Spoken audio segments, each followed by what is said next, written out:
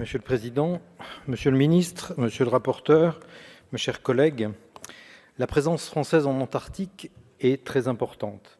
Elle fournit parmi les meilleurs chercheurs de la zone, grâce à l'Institut Paul-Émile Victor, dont nous avons beaucoup parlé déjà, et elle est l'un des 7 États possessionnés du continent, ces possessions ayant été gelées dans le traité de 1959 dont nous avons parlé.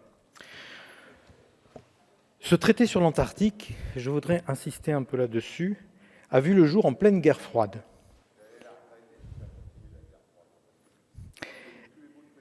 Et a réuni un grand nombre d'États et de puissances économiques et scientifiques.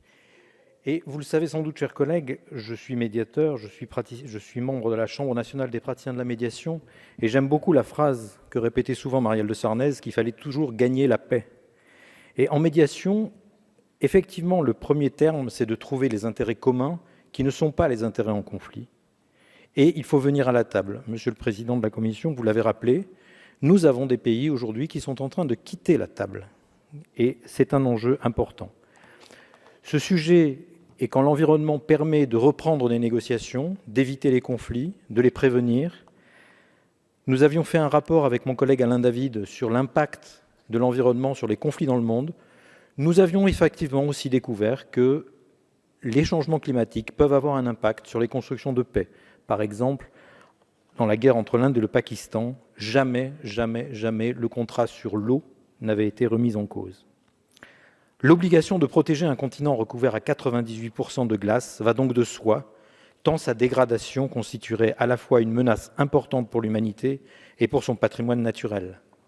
On a rappelé tout à l'heure les fontes globales, mais un décrochage uniquement de la partie ouest provoquerait une augmentation de 9 mètres. Et ce sont des choses qui sont plus probables et réalistes. L'annexe 6 dont il est question aujourd'hui a mis plus de temps à voir le jour parce qu'elle constitue le point de départ d'un principe de responsabilité environnementale, comme l'a rappelé notre collègue Lecoq, c'est-à-dire c'est un premier pas. Et évidemment, c'est plus engageant et ça fait plus hésiter ceux qui hésitent. L'annexe 6 élabore donc des règles de procédure relatives à la responsabilité pour les dommages résultant d'activités se déroulant dans la zone délimitée par le traité sur l'Atlantique. Elle impose aux États certaines choses et elle impose aussi aux opérateurs privés. Le président de la Commission a rappelé tout à l'heure que c'était la difficulté de ce genre de traité, puisque nous nous adressons à des organismes qui n'ont pas les mêmes droits et qui n'ont pas les mêmes manières de réguler, et c'est ça qui pose le problème. Tout opérateur privé ou étatique ayant une activité en Antarctique doit donc réduire le risque d'atteinte à l'environnement que génère son activité.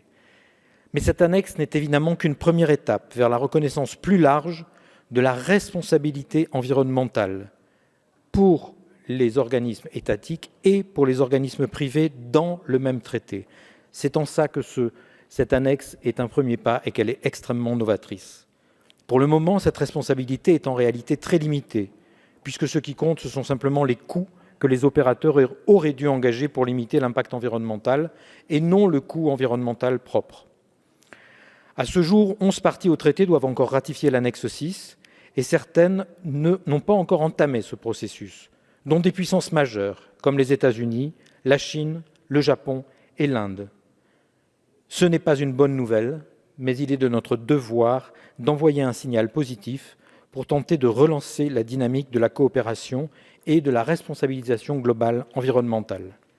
Pour se donner les moyens de nos ambitions, il convient de renforcer, dans le cadre du projet de finances à venir, le budget alloué à l'Institut Paul-Émile Victor, qui demeure un leader de la recherche climatique et de l'innovation dans les régions polaires. Et permettez-moi de dire aussi que nous avons un deuxième organisme dans ma circonscription qui s'occupe, lui, de l'Arctique. La communauté internationale a su se doter très tôt d'une des gouvernances les plus ambitieuses et protectrices de l'environnement qui soit, grâce au traité sur l'Antarctique. L'urgence climatique doit désormais être la seule motivation des États dans la zone, et l'approbation de cette mesure nous semble être une étape encourageante, bien que non suffisante, vers la préservation de notre environnement. Le groupe Modem et démocrate apparenté votera donc ce projet de loi. Je vous remercie.